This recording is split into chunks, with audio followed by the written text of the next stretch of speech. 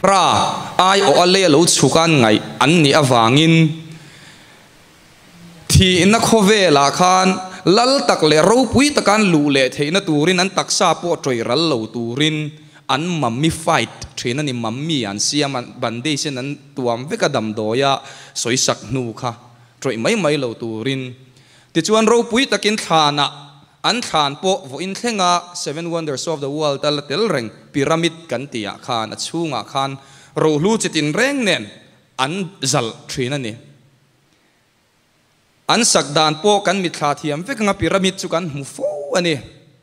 tun thlengin khovelin makatia an la zir ani hi tu na josepha pyramid an mu chua ero chu ai kupta nam dan pa ngai anga sak ani tlat lo mai ni his cause nam ho omna nian hriat ai kupta lal rampa ngai omna pon lam hret muna an hai chu ani a hai tu pa archaeologist khan kum som thum vela hai to ani kan hriat reng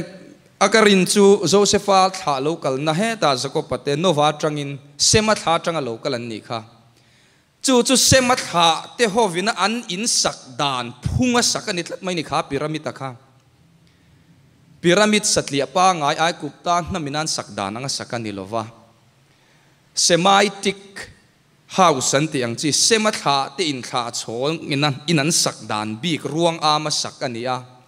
achunga chuan ban som pani mu ani bokani Israel nam som pani te ai o ani nge yarin om khop maya chuan chumi pialama chuan manjana piming te na ron soi to angkhan alim an mu chua hian puan zetrial kan thang chua kor ni om tak mai pondum kan ti ang ni om tak mai asen le adum le avar rong chi thumi chu chiang taken la khriat thei tin an ron zia ka chu tel nge in zetrial koraha a faro a ai kupta nampa ngai te in chei dan ani mi alovani chu mak em na ni le a tin an lal na entir na tura atiang ken akha sema tha te lal in an ken thin tiang ang akeng bokani chu an mu chua kha ni a tin avun kha eng in an chei kan ti bok kha arong kha eng a chei ani bokani tin aru ro chu kan soi ang khan ni china introduction a faro te an han mami fight reng khan troi ral mai lo tura von that an ni ti na ni a mundanga ai kupta pyramid chunga an hai chuwa reng a hian achunga mammi la om vekani an ruang a malen ru ate khala omani ma se he than an hai chuwa hi chuan a thana kha aruak aru tak ngel po mu tu rom lovani chu kan bible a kananan kal le in josepha ru an chom kan mu kha kan hri ang chu wang chuan kha than kha ruak kani chuan tu na hian thui tak thil a soi me ka amai ro chu Israel fa te po hian chun pom thadu lovani a ai kupta sarkar ber a Egypt sarkar po hian adu lovani man lai trang to in he kan pathian le khabua in ziak sala Israel fa te ai kupta sala antan chung chang le chu huna thil mak lo thleng zong te hi mit ngai ruat na thil tak om lo thon thu angang ngai achua phet tum ani char ani chutiang ani lo chuan ai kupta ta na mual pho thak na atama chumi pialama Israel fa te tan tho po mual pho thak na tamani chuwang chuan thil tak heng ni lo se an du awangin archaeological evidence ang po hi khovel mit mo pho chua ani ngai lo wa thup ani trang thin ani amai ro chu tun na ya nial le thei lo khopa chiangin anan mu chu bel le ta ani a ti chuan ke ni nama chu manjana kan speaker te nan soi ang khan kan thang chua puan hi tu min zirtir nge ni ang nam mol eng ma po le kha po thiam lo le horop po nei lo rei tak kan lo om chung khan la kan deka kan la de arong kan siam thiam chuna kan kortrial siam ne nei nang tlat mai ne chu ringot po chuan ngai tu ti thui hle in ka ria a chui zui pe te kan lo om ta kin ti chuan chulaya chuan chula kan du tok anga chumi bik thil a chu lo chui zui ve ma te u mu mangram mai le suang tu an ram satlia hi chu kan soi lovani ti hi chu chiang ani amai ro chu tam tak hi chuan tu na pathian thu kan han chiar chu ata kang khan chuti lo chuan kan mitin kan mu anga kan bengin kan hria anga kan thin lungin kan hrebok anga kan hoi kir le anga nin min ti dam hlo da ange an ti ati tluk hian Mizoram hi kan in chungong lui ni te hian ka hreve thin ani keima po hi kat bang big chuang lova WhatsApp group tam taka kan om treva tun lai thu thlung fa te phei chu group tam tak omani tam khop mai pathian thu tu in moron posa kan tiliam zunga kan clear pop afiam thu group mi ro chu chik takin kan share pe ni ka bang big lo a vai kan pe lo re chu mi chuan ati chian em mai chu thu tak lama hian kan beng hi kan chungong tak zet zoram hian kan chik pe lovani man zan helai long tlai tanga local kan unau panen toy te kan ti mana po khan kan soya adhar lo chuat tira boruak omle ahan envel turpua kan kuda technology kan hum kan smartphone manga engkim mai abul thuta tanga zir thei vekha tu te ma zir pe kan om lo reng ni molen mak dan chu voi nain adhar kha thai thalaves ti lam soi ka tum na lamani lova amai ro chu thil chik kan pe lo zia hi ni tu te mo ina an ron soi kan ngai tha chu tak nial po chu an soi dikem do ta soyem ti po kan fia pe lo preconception preoccupied mindset tinga kan soi fiang thin lunga pom lok le ni se du dan lok hi kan ne ya chu miril rem lo zong reng chu kan ngai tha zom pe ei lova kan zir zom pe ei lo chu bengon na chu mit del na chuan zoram khovel tu nai min tu mup ne ber hian ka shefo thin ani pathian thu po tu na he kan speaker te kal tlanga pathian ina puan mek po hi beng sika ngai tu pe hi engzat nge omang o lo chui zui pe hi kati a lut na le aro pui na ngai tu hian independence mo ha oyom lo ni za thak lu tu tia abul thut le an thuron ken dan le pathian ina atir dan kong zong pakhat ma zu khria chian pui tum lova beng hu san hi kan om trevin ka ring ani chuwang chuan voina po hian YouTube kal tlanga lo la en tur te tan po hi ka soidu pathian ne na tong tra in voi khatal beng sikin thin lungin tran lam nei lok lovin thin lung ruakin lo ngai thave chinang chiu o ti in ka som tak meu chiu ne chu kan mamo tak zet in ka ria zoramin thu ngai thak du dan le khriat du dan nei lok ka kan ngai thak thina wangin pathian zol nei tak te thu soi le alem te thu soi po thliar sang thei lo khopin kan chomol zo to ani chuwang chuan tiru itrangang u voina local khom te pialama media kal tlanga la entur zong te ka som cheu thin lung trong trai na ti tak zet nen voi khatal kan speaker te thu soi hi beng sikin lo ngai tuang cheu lo ngai tha chuak ramang cheu ta chuan in du le ate thei tu nia kan in ngai ni chuan te phung kan lo lek cheu don nia chu tiang tur chuan ka ngen tak meu cheu ni toy te chi ka soi le ang zoram hian independence hi kan lo sual to a alo sual to te sim rak khop le buai le hupur em khopa serlian min hnut si a chuwang chuan voina hian independence ming kan han lamrik le ruala trim uai hi zorama tam takkan omang ti ka ring ka hrethiam phalo rambuai rap thak zia an soi a soya an soi hreve chau no pang kan ni wangin amai ro chulalpa kan lama tranga lalpa ne na ni chuan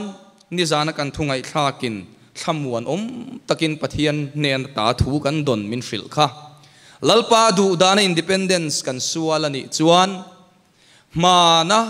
unaw le unaw kok tu te oma in phil tira rem na sain to nu po a lal na le thu nei na chandu a aru ka mani unaw tenge po in ti hluma kan nu le kan nula te tam takpong sual to ka kan pa te min vuak lum sak ang pal tlang ngai lo khan lalpa konga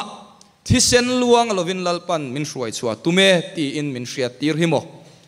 chu chu phur taka zom turin le kan thin lung hlau le khura lo om to nu te po ti pau khau turin pathian mingin kan som chewani lalpan min pui don si ti kha kan soi duani lalpan thu kan soi te le kan chiar zong zong te kan za tan mal min som sakro se amen pathian ma ku ni tong trayang u olalpa kan pathian min mangai tu i khongai mal som na dil na chang kan hriat le dil na chang kan hriat lo tin reng tenen nangin min pe hei hi chu dil lo hei hi chu lom thu po soi lo ka pereng chung po in chuwang chun kalak sak mai te ang iti ve ngai lo kan ngai tu na ang tiat lek ngai tu na nei ni lalpa voina hian tu ma hi ma alo ding tu radam hi kan om to lawang i khongai mal som na changa i minglam theile lalpa kan pa berina i thahnem ngai na trom pui thei tura misual te min la than ve wangin lom thu kan hrila che pa berin na thahnem ngai em laya fathat chetak emo pa thahnem ngai na ruat ngai tua pui reng lova ma nia ko hreu tum tlat falu lul ni lo turin kan zain khongai takin min puyang che i hoina lam hoi pui che i thahnem ngai na lama thahnem ngai ve thei turin i tharau thiang limin kan zain min chen chilla voina i minga wanga kan ti tur zong zonga hian ro puina le choi moina changin i du dan kan zinga lo lalber theina turin i tharau thiang limin min ruwa yang che i khongai na min chandam tu kanal pa du ta Kristai suamingin kan dile amen tlangwalal thom moi a lo thleng to em khongai na lo thlen to chuan ban min han pharsak sela kan vadu em lo in buat sai sela pathian fakna la saturin kan han so manga khata khan trek te lo pe sela chuan tlangwal thom moya zai zo hian pima chuani kan speaker loading chuak le nga langa ka som non lowanga tlangwal thom moya zai ma save thunganga pathian in remati ni chuna karlaka tlangwal rem ruata zai turin kan som le don bokani pokha lo in ring tho sela tuna tlangwal thom moya pathian fakna la sa turin somang Masain la li suo fucking umro se. When they will show come to la li suo fucking umro se. amen Nia. Hey. Khalai ta kan soilan ma da win ining tei ka tanga pathiani kun aran bo sai na yan hai fi la tran khan tum li ka tel na ka voin theng hian pathian hianin an mani hi kan soi ma sa ka min lo ka thiam na asan so voin kan lo tel chan kha soi te po kha an ngai go na wang khan lalpan la mang chau zel ni hian kan sia da wang hian kin ko ran ti bi kom lo vin kan ram ta na hun ruat zela a then te chu mani pol zo na tamin tang ang te an oma abi kun te lai chom tho ma se kan tu nu na pe chu nei an nam namin ko ran ti bi kom lo vin lalpan thu ala soi zela hei poi mo em hian ka sia ti chon tu nu nan bo sei le na tu ra po hian ti ni chuan tin kan fa te nia enge mo an han zai ve khovel thil lam ma lu tu mai ang han sa kho mai tu lai kha adik ber hian kan selo do en man ni ro mai la ti chuan le kum sa le so khore kum ti khan min sang tu chi mai ko lal kula chumi ho chuan luan la chila ti chuan an lung la kha an han hala khami an han hal kha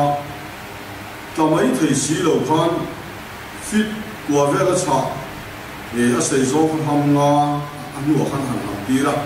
khami lung ho ma kha khi si khan tamai si lo khan alo ma ti chuan ma se tla don lo niam ti khan ngai ngam ta khan um ton huwa khan a buaya khan a ta sa ho le mo te khan han san le ya ti chuan ngai ngam ta khan han lu khan tum lo dawin kha lung kha aron ka thut maya ti chuan ani po tan che thui man lo khan in sa sen man lo khan ani pe chu oma ti chuan an ta kha furum maya ani kha bel kheng na tia isuk chim tai la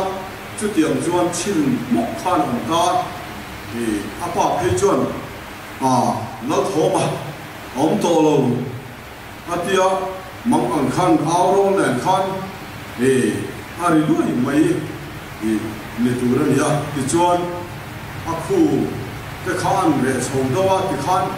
aman hu ta si lo riêng lúc tay hay lúc có khăn bao là chứ thì ăn cầu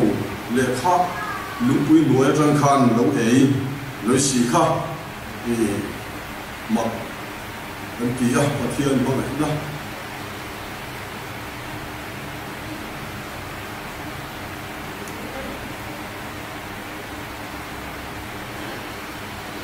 cái này cái đồ này có phê chuẩn thì là có những sự ngắm chiếu là vậy du phê cần thắp ba lâu lúc tụi bạn tiền thâu vàng khan thì du phê mình xí là chuan hạt địa đâu ấy để tự xí khác ui là gì vài chuột ta thì chuan thì sân đây ni lâu nia thắp buồn na mình ngay thì mình chuan thì nó ba đi luôn thì thành đua chả cái chút này là thế nè tiền đề na lọt cho sấy na khăn hàng này vậy á tiền tạo của xuân thì thà đảo thiêng liêm thì mà sống na giải nó mà cái bộ luật cái chắc tất là phần mình kể á thì chúng tên đi vào xuân với nghĩa hiền thì ba con không quỷ na cái xuân cao trình thống mấy là thì hay là thì cũng như là cái tiệm ăn thì để con xuân tí thì anh ấy thì nếu mà mấy khách thì số á và thiên cần chung à chung của ama chung à thì lâu qua không phải nó đâu quý tận mấy thì anh ấy nó mà vàn đuổi na anh làm xì cá nó vàn nến na lâu in herme cả han thì hết tiền mà hắn tây hơi mấy chú chủ po hết tiền đó tiền anh đi đó chút cái mình tây tên thì hun anh này lên có sợi thầy cũng là chuan cái thầy to kinh là ba tan yêu ở đó này cái mang về từ đó này các cái căn phi về chỉ là thì chuan hay in den cha nó mình ta giải thiểm đồ mà là thì ở đó là ba phật thế nó là cái bể thì áp bể trẻ hiền và thiên cái phật tầm thế làm lại sắc isani pun nữa là thằng vá tên nhá làm lại cái sắc ra lúc mà đi pun lâu cái phật tầm hi thì phật lại sắc tầm hi cái gì từ đó này thì cái hành thì là nó ba thì trước điểm cho nó với nia thì hay lại với mình thấy mình hay lại thì hành động thì nó anh nó tệ hay lại nó xong để hành động thì nó tệ thì chú mình chú bảo chú anh hành động tập rất là phải đi bộ thì chúng ta chú thì ama chú thì là sinh đạt khá nia thì hay lại khán qua thì nó ama cũng khabar gì thì cái điều gì đó mình thấy có hiện đấy thì lâu á thì căn hành cái việc một lúc đón có hiện sinh mình đức mày á điều hành mang đón có hiện thì khát tiền bầu luôn cái nào mình hành thì ta buộc ta phải chuẩn mình thấy có hiện mình sinh điều này này tuần này nó một hồ khai biết tụi mày á thì điều hành mang cái có hiện ngầm lắm na thì chân cái khó khăn này á thì trước điểm cái chuan thì cái lại mình để lâu phát họ cái này nó sống na phải sửa na anh về anh đi khá cần suy thì sẽ cái mà anh nhà mà đi chứ mà chuan chú vào chú lại chuan bắt thiên mà vậy na thì lâu hi xong cái này rồi suy thì thân này lâu đi thì khá ama lâu lâu trăng khan nên thì anh phải bà thì nó trăng khan thiên không ai nó quỳ gì thế thì lâu hi xong suy thì thân này lâu đi thì mò thì thì khác cái món là hiện thì lâu lần sẽ em một vòng in thì BB cái lại cái là hiện thì mình còn tên là số đâu à chứ còn chuyện có là đi cuốn hệ lại thì hiện mà ngày nay cái này trung tâm xuân thì cần tạo nên cái thời gian không cần tạo nên cái kỳ tụ nên cái cần kỳ à để cho họ các anh sản xuất nó không là thì các anh sấy thì xe thì trước kia kalau chúng ta phát triển tối tiền hay thì cái đó sấy ra đâu cái này à thì video nó chúng trang thủ phương trang trang cần nó thành xuân thì hay phát hiện hay là ở bên hi thì có sấy sa thì rất rất tốt thì cho nên để là mà cho nhiều cái người khác đồng khăn thì không bị mất sa đấy có căn khi về là mi cái tầm này tuổi xuân với như mà tới để cùng với ta tới hiện thì mình hành làm được chỉ cái bộ thì sai được mọi thế hành thì tới để mình đóng đăng cái bộ sống cái mai rồi cái bộ nó ăn đi tốt nó sống nó tăng cái cho nên input quy cái bộ hiện ở hành thay em thì tin anh đi kéo lỗ bộ khăn đóng đóng bộ phận mà hay là thì ra mấy cái mù hông cái bộ khác kan mù mong tao lại cái bộ hiện thì cái điều đó thứ tầm này tôi nói mà asan chú phát hiện ila thì ở bên mình có xây sắc khi anh là mà chuan kan cầu phần thế mà ni xong thế thì đàn bang lại kan chuan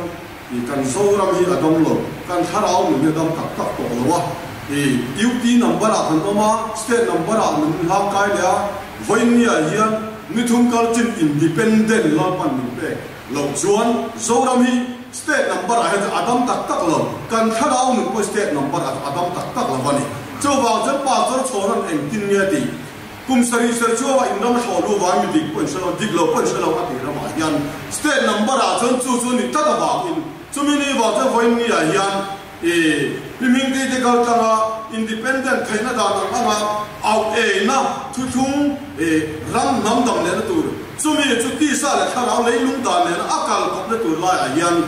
với nia là câu không lệ thế là chim tu tới là câu giống giống thế chuẩn real rule này tụi này nhất takin căn thiên lu hiện thản quy mục đi là abahan thật để lu lên thì thế cái real rule anh lu tổ bốc à chút thì luôn chọn tầm đâu mấy đủ bốc đi tầm đâu mấy khác mi tắm tắc ina thu lại là tay vai ta sẽ khăn đủ luôn rồi chuan video nó chúng ta thu cần khi nó sang cái nó lâu về chú khát điểm bằng khâu ba medium hậu ra thành hệ tụ khan lá ban xính để có một sản khát thăng là vấn đề gì cần xí chú vào chân mi thêm tệ tên tùy phiên liệt đã chiếu vượt xa tăng mi tắm khát điểm hệ tụ chuan khá nắm lệ răng lệ lá thu thung là khâu ba khalaya media hong le tu chuan me sa thum le athang khan hoi mi a yani suazara kan te lo bani ti kan thil lu a ipom nga mang ko le zuala na chu wa chang local khon ta hian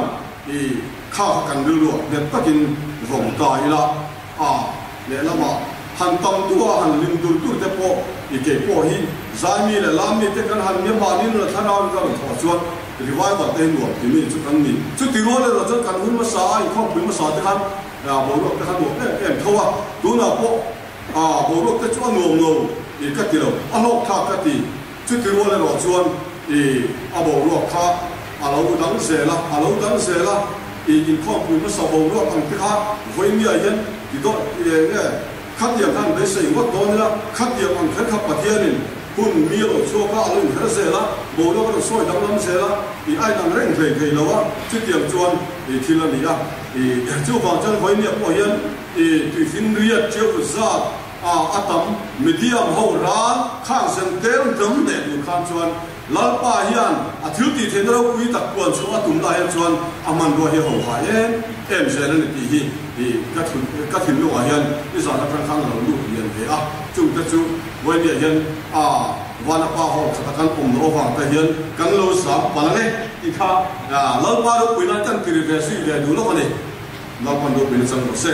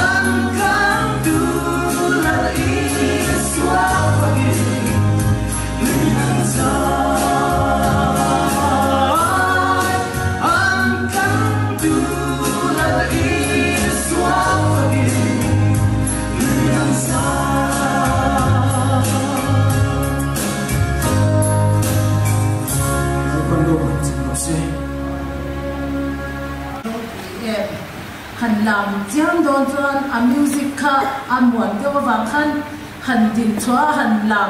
đồn khan a pen thum lan pe riau me ya I alam hu ta thak the no ma se nun ero chu a khoi thum in ka sia kan vai me khan I kan ru a anungani a la kha ti kha sha jinga azai age a music a zirhian lam pe min han ko chok tu le tu lo de te ko hi lo um sang ve de wa nun cheu chewa po hian ti kha ke ma thok ne me me với ni à hian amak khop ne ya in thua po kan bi in shi na om si lo kan bi ru in ro in hun khat tat zel mai hi ke po chon Josepha rimon me kha vo in chu kari ro oma ta chon Josepha a om lai chon lian do te una Josepha bu zem lo chwa kha kan ma bak si a khan la om le bok lai kha amak khi ka tia ta chon hi lai hi kan chia ra na Genesis bung som li pakwa zakopan afate nena an omdan tu an thu aro chia la ya Josepha big la ya kha với in chú chia là ngã cái lâu chỉ chia xa là mía Josepha hi peng ra du tak ani tui khur kya nga peng ra du tak chu a peng le chong ti chuan lung bang asam khwa thalka pho chuan ani chu na satakin an ti le theya an ka pa an ti du da nima sera ani thalmul chu khau takin a om renga a ku ta tha ti chu zakopa mi chaka thuta chu ta tang chuan beram veng tu Israel lung pui chu a oma ipa pathian nang ma tan pui tura engkim ti theya chung lam van mal som na te nuai lama bok reng tui thuk tak mal som na te nu te le chul mal som na te a nang ma mal som tu tur nge ya ti chakin akoma ipa mal som sak na te hian mi kha tu te mal som sak na te chu chatuan tlang to bre thengin akhum te zo kani chung te chu Josepha luwa omanga a unau te ne na ta ti sana oma chi pa chuan omang ti hi voin chu hei hi chia alanga chu ni e thon thu mấy chu ang chuan alam takna a kan katia hemi lo chwa da ne hi amak a ba ka tu na ka zia ka chia na ta phei hi chuan asia re ngai han sia hi anei ril em vek me ya ama asia tu pa ngei po him bu hi ka du ki ka ti china kala mulawa asia la hian tharau tiang nim hian apol ni nge hian ka siani ke mafia dan hian atong kam tin mai hian sia hi anei ril em vek me ya asoi liam mai lo tharau hian he thu asia la hian apol ni hian ka satat me ya ke ma hian chu ni sana kan ba kha kan kwal le thua kanga Josepha bu zem alo chwa dan kha khata khan alo om tat mai ni ta chuanin hi Josepha kalpong hi akheng em me ya he la ma lam thu te kha chu soi lo me la mu mang ane chan atang re ren khan a u le nau te kha chuan mang ne ya anti lian da wa te u nau nang ni fa sha lu wi re san tiang chia khan mang ne ya anti reng me ni a u te ne na lim takin fatel ve po tum se khi mang ne ya lo kal sekem huna do tanan lai na pa in a u te ne na ei tur pe tur le an chan chin te ngai chang tura avatir lai khan a u te limem ema ral khata changa au lai khan so mang ne ya lo kal engtin nge kan tiang tia an u nau thuan hanin ron lai te an lo nui so a lo thin huna chu tiang kha tiang chuan kan tiang tia ro anin re ro an re la ya levia le su bi ona te poina an lo nui so sia te o ka tharau an zinga chuan tel ve su ti te kha tiang lo chuan na kha Josepha chunga an ro re le an jem ruat na an lo in so sak na I atanga lo chuak te kha ani loma ma se khang zunga khan Josepha phur chwa ram kha he lian to te unau hian ato pa hian an phur chuak tat mai ni an kalpong kha a inang em mai kha lo nya mi te mul sip le soi cha zong lo tu lian to te unau ang khan Josepha po a ule nau atha tu a ule nau te ta na chuan min lok sak ang ma se no pang an sian kin dona la no pang ve tho si ma se a thil soi amang soi re ka a ule nau te khan an se thiam lu tu kha an huwa ni ber mai an I si ka ni ber mai arsi som le pakhat le li le tha ten chi bai min lo bu ka an ti te khan amo mang kha sil fia le chuan ngai to lo an se thiam lu tu kha an thi an I si top apa za ko pange pon ke ni inu le pa ber po hel chi bai kan ku kang jimo ati ama se apa chuan athin nu ina vong re nga ti chu ti la ya bu phal kan lo te la ka bu phal chu la ya oma ka una te bu phal in chi bai an lo bu ka te tia an unau te tan khan alo mum lo em ang khan ni an do te unau po kha khalai na khan ler sia khan an he na khan lo kalula ka se huang mi into ber sia in ron thang do nya ka sia mang cheuti vailia yanal pan len kan pan ngai ta ni chu asiam thei tu ra ama kan pan ngai kanom huna yang mi ron pan to don lo asiam ni tu chuak vailia kan tho chua ngai ta ni chu lo kal ula ka se huang mi into ber ron thang lo asiam ni tu chuan ama pan ngai se him tu ran shui ki na ngai shui chui nge sia thu thung soi na ni chu ta chuan shui ki na se hin tu ran ka la ngai chu ta chuan chu mi a soi ton huwa an han chua tang huwa chuan pi fangi te kha lo lu ta kan ti le lok nge thot thu a kan lu lok ka ma chuan pi fangi khan lian do inina le sia meu lo kal chuan enge mo a soi le a han ti khan e ka pi le sia chuan local ay kasi amang sa local wala kasi huwag kami Hindu versial iron thang nga tin lawin na yem min tia o na ye shay mun tia law tu na ve shay mun tia law tu na ve kan tiya kapi ang tin niya mo lalo po yun siya kay ni law zim te bu sing do na lalo po han shil te tu fa za tha kom ve ase huwag kami siya kay tu rakal te tu tin niya mo kay ni unaw hikan kalang le anti kan Peter te kan kale in kal lo chuan a lom lo to bang in kal chuan ani ta na nang ni ta na chasi a ani a lom bok nga ati chu lal pa hian ami te min ko wa min siam adua kan pan chuan a lom a ke ni po kan lom do na ni chu pan du lo na chu vai ni a hian kan pathian hian a mai a thuk chan to ama kan lai kan pan min ko wa ni chuan kan kal mai angai ta chuan se hin tur chuan an kal phot angai ta ni ta chuan sialan balhin do na toy sialan ka u an lian lom sian tam si kalun ngam lawati engtin ye lian do na ti se huanga sialin mi asingai lo apoi mo lai ka rot da don ni achi chia chuan kan sei man lo ga kalro se huanga sialin mi asingai lo ti chu ta chuan lian toy siala chu se huang chu nga han lu ta a han khal chuan chan ta chuan Peter te khan lian to ba lo shil ru to lian to en te le sia ro pui le hau sak chan chu mo akum chil sial ania ma se chapui pui lian pui te khai va ring nge lian to le sia se chi cha chu mo kel pui tia chon ani ya ati kel pui tia chon ani ya chu ring don ya ti ma se to sia le chu anau so ka nia fa ngin a tharau hi mo ala nau pan deu haron phur hi chuani thil hi kan du nge huau thi na ni a tha hi kan du mai thi na ni ma se a u so ki a fin chang hi lo om ve thi he mi sing ri ru ngai to na te po hi a fin ve chang a lo om ve thi na to sia le chuan ni an tha cho han u ma han cho kha le ka u lo li ro le cha pui mai ti ma se cha pui kha tu lian to khan Peter te khan na shil to awang in kan hin chet ati zen ato pa chuan omana ma om to lo pa khat chade ume lo ma ka u kha chu kha ni to lo li ngang che o ti lian to ma chuan han cho ro le an lo li chel le achu voi lia hian cha ne kan sia om ne kan lai te hi a lo ni lo ani lo ti kan sia chuan hin chel tu ni chu hin tu tik tak kha sia ta ngai to ni chu fin ngai thara kyang ni chang ni o mang te bin kan lo chang kan lo hin chel do ni chu ta chuan ka u a om to lo nang chu tha pui ka lo um cha ka i hin du si la va ti a kai twai sia ke ni u nau ta zong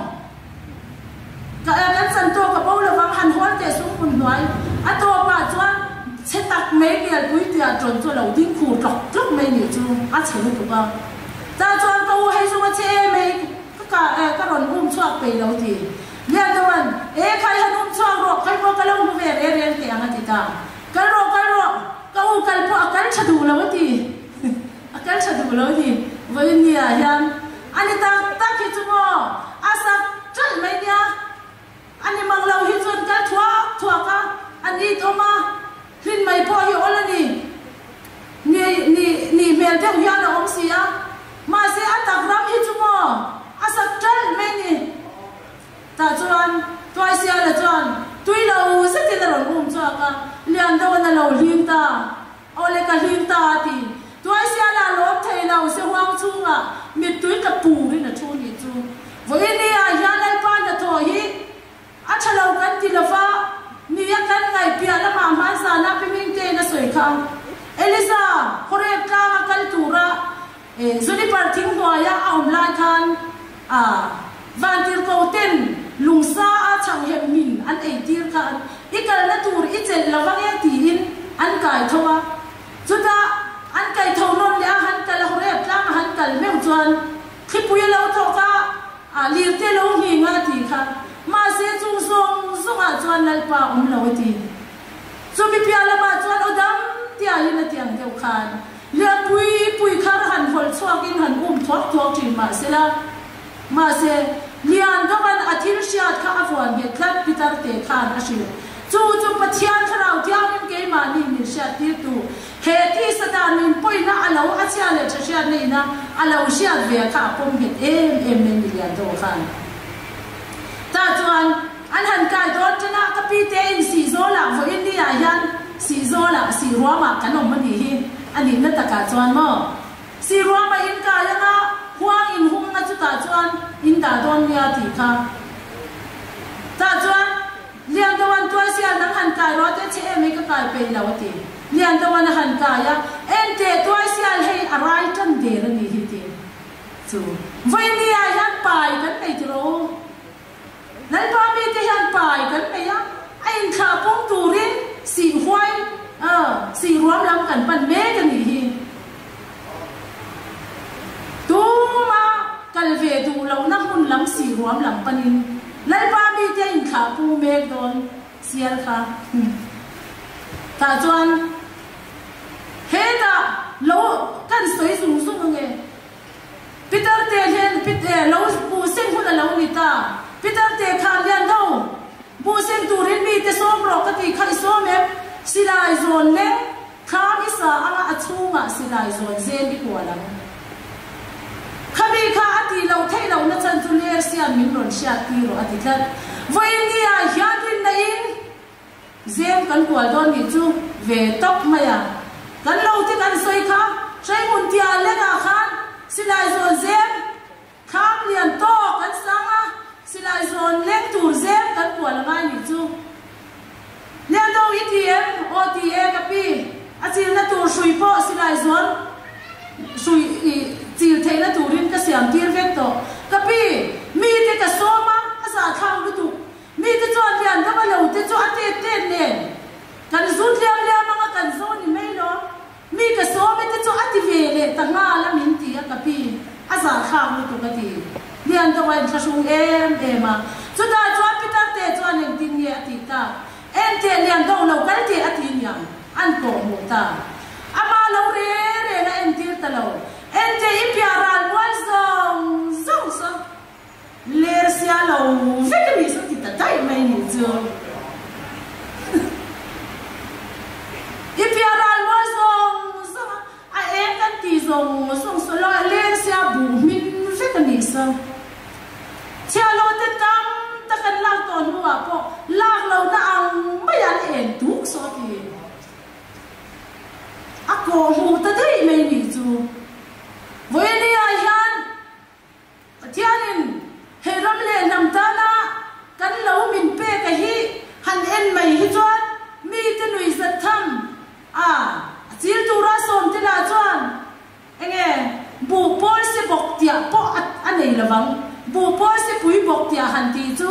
an bu chil to na lu an vom kho ma se pui bok tia a fu khamo a om lawang an ti an bu si lu tu ma se nge lo theng ta nula tang wal ho chu leo lian da bai lo lam chuan panan han en china silai zon sui alo pha dwai mai si a kha ma lo lian box si a chung an han ena silai zon zem alo kwal rui mai box si a angai na hian shelo alo an han ena zero pui box si a voi ni a hian he ram len nam lan pana kan ram len nama min kaltir na ram hi amak lutu ka kan soi china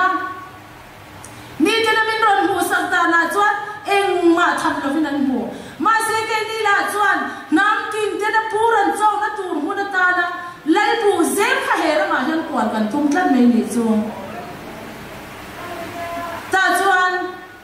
nula tlang wal ho an ron thenga suya hian in buana mon ti alo phar to ai mai si ka suya hian in buana mu ente o lo ki kan zu ta kan zu liam kan hu ho ve ka kan zo ni ngal me yan tin an ti tharok me ya an in buan do chan chawa tho man se ta an han le hoi chu le sia chia lo te kan kam phur kha ron hei om siat kha abaturu em anoi sui koi phai ta mua me abuan ponin buan man lo over India yan kan suya yan mi ten nui za siam nan mang chin ma silamo lan ba na tho lo thenga nga mo an rin lo na la matang yan le sia tlam chung ho ron thenga nga tlam em hian pui pui bu chi tu ran ron phura nga anin buan man lo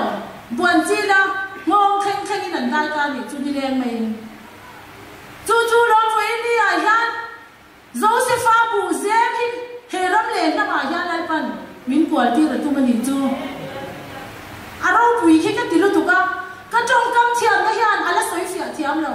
ka thin lunga fiang hian ka trong kam hian a soi thiam lo hi shom ka tia le pa trong kam thiam na te min pe ve la soi fia thiam na te a chan chu ram le nam pum hwa bangin kan soi ve sia ka soi fia thiam lo thei lu tu ke shom em ei ti te hian pathian hi ka dir chi ma se vo nia a soi tu min ena nga a aya thiam le chong tu hi ka om chuang lo ti kha min lo shat pui don nya ta chuan Josepha po chu akal ko ma chuan mi ti nui sat le soi chiat a ule nau te tur king na kha so mong ne ya lo kal son lo ti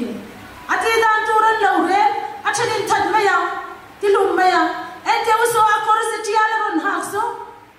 akor hak den lam khan an is 5 vek to me ni akor alo amuna lo thenga akor tial te chon han hi saka chuta khongai tu om chu da u ber riu ben la chuan a u na ti mit me fa na chan lang ngam lo le man voi ni a jan ni chan tu te po hi anom ru ve a ma se lang sa la min la chan rungam min la chan ngam lo hi e mo sa hi kan te in ka shetla riu ben la khana lang ina chan thangam lo ni chu a chan chu si me ona ten kol sia anin rol khoma anin thumal lom sia voi ni a jan kan ram hian ala shifia thiam lo mai ni anu khi chuan an shi thiam ma se ani hian tu ve em ti kha an la in sha fu lo wangin riu benang hi kan vatam em mani naw te chan tur hian he ram le nam thu pathian thu thum le kan ram le nam thu chan tur hian voi ni a hian atan ngam tur fa u zok te mi wai sen zok te tharon pen chuang lo ti te hi aw vak mai hi ka du chi riu ben khanan chan dona a ule na te mit me kha vian de ro boxi a asha em chu ati lu mem chu ti lu lovila anun hom hem na turin so khwar khurma om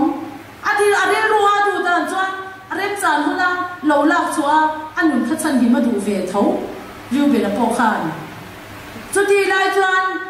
midang ho su me on te ho la chuan akor se tial hang pi ka wang te pa na tuat pi ka wang te khan ti bo ra la thai bo hian cha ma se kan u nau kan ti sen zo mani sia le ta wa ti u nau le nya na ni nang em me ni chu ta chuan Josepha chu khwar khruman kha ka chu mi luwa chuan gili tla ra ma changa Ismail nam ho sum dong ho ti khan ai ku ta la ma khan an phur ani ka chu ta chuan chu mi huna po chuan sal azumi a luten hanzia kol le ri a ama se potifarina khan engemo nuwa khan heta apa ne na alo om afin nazir kha an chor tan ta ni chu vai ne a hian al pa tharau thiam ni na min pe kan ram le nam tin chona turata na tharau fin na min pe kha ai kup ta mi te ne na khan he khovel mi ne na kan so hian Josepha pon apa ne na azil chua fin na tin re kha ai kup ta khan azuk so a atan khan kong ai hon pha ani ma se choi ka ne no ma an hiam le china le na wa tu na po pon na ami tin ro puen ti an han chung e na ma se an ni na bok kha na fa thale china an musin ngai nan musin na ngai a khan an musit le thawang khan Josepha po chu nuam sa te khan han om Potifarina khan thu takin omma sila ati lo suala khan thai bovin enge tan ina khumina omani chung zong chu fa India hian kan ram le nam tin chuan na turata na hian kan kong hi achangin an non don fu china chia kan han lom dona kan wai khale chin tu tiang re chu akong hi ani ma se ato pa song mo nam tin tena an ron tur kan ti chin tha nam tin tena helai buna hian puran ron cho anga aram leilung an ron ra hi an tan tam na ala ni dona ni ti kha voini ya hian chumi ni tur ta na chuan a chunga om mi te lan pa mi te hi kan chan ruala i chan kan la khi anga ma ram ri ngati neng ma ti theino ami singlal pana ami sing siam afate adu taka asiam te hian chu luk na chu keima ne wa om tur zok aloni ma se keima ni ringot kha omila alei lung na tel lo chuan om sia ane lawa ramom chuan lama om ngaya nam te chu akhai tu lal pa ina kan pathian ina min khai khom angai ani chu wang chuang vo india hian kan ram le nam thuwa hian kan har he hun tak zitani ti kha ka soi thei to mi se le pan thraun man ni som sa se le mai tima chuani lom em ani tlangwal rem ro ta khazai turin lo in buat sei don sela kanan som le anga toite kan tuin hi vele zokanga tun kan in khom pui hi independence turatana raldo tura retreat ani bera raldo ti inti sa ni to lovin tharau lama ni zana asap trong te pokan han man nok ang khan spiritual warfare ani kan ti kha chuwang chuanin azai lim zong pon kan lim lo deu ni pon ni hrethiam ang raldo tur kha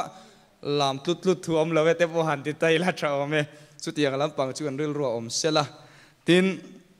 Josepha chungchang ni china an lai chuak an soi kha alai chuak tu pa archaeologist khanin khalaya in ker trong la oma tang khanin an le ta chuta tang chon avarish ti kha ani e ti nia avaris khania avaris ania khami lo chuana kha hebrai ho hi a hebrai tronga ivri ivri tia ko thinani a tin bible kut ziak vela hian translation an lelin zelna wangina lo bo tamai mai po a Josepha hi ha ish damena chupa a khapa ati hian a soifo ve bokani chuwang chuan avarish ti kha ivri le ha ish lakop Josepha soina nge yani chupa lal in nge chu ni eti in tuna hian an pomta ni berina langani khang khan soi zaw le zok cha kani chu le tlangwal rem ruwa ta pathian fakna la saturin somang sil so hung so kan ram dia to ang alo ti na pase khami khan ma khanin khem na tam tak kan du do na ma se sai mon fa kan bui lo kan ka se do na ni kan ki poi mo khem na ko from tu chu e ma ko le ti khani ma se ke asa tu ka tin khem ni ka do zo lo ke em ma mi trong trai tu kan ai lu ka trong trai tu fo tu rin kan an ngen chawani music ka hi thalai